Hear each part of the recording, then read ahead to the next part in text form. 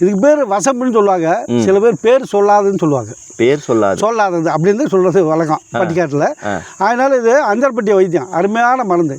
சிறு பிள்ளைகளுக்கு கடுக்காய், தாண்டிக்காய், நெல்லிக்காய், இந்த சுக்கு, இந்த வசம்பை சுட்டு அதோட தடவுவாங்க. தடவி சங்கில் ஊற்றுவாங்க.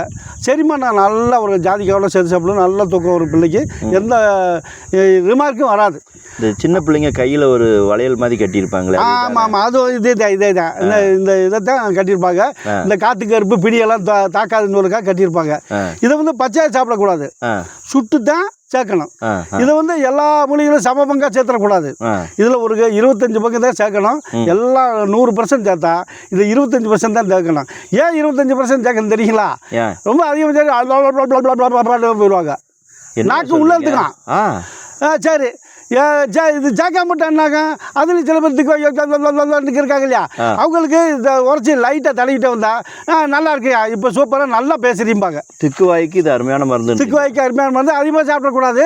சுட்டுதான் லேசாக நாக்கில் அப்படியே தப்பி 2 மிளகளவு 3 மிளகு அப்படியே தடவலாம். தடவி சப்பி சாப்பிட்லாம். கம்மியான அளவில் தான். கம்மியான அளவு. அதிகமாக சாப்பிட்டாலும் லன்னு போயிடும், கம்மியாக சாப்பிட்டாலும் போயிடும். அதனால் நார்மலாக வச்சுக்கணும். இது மக்கள் பயன்படுத்தக்கூடிய அருமையான மூலிகை தான். ஆனால் இருந்தாலும் அளவோடு சேர்க்கணும்னு சொல்லுவாங்க. அளவு கம்மியாகவே சேர்க்கறது. ஆமாம், நல்லது.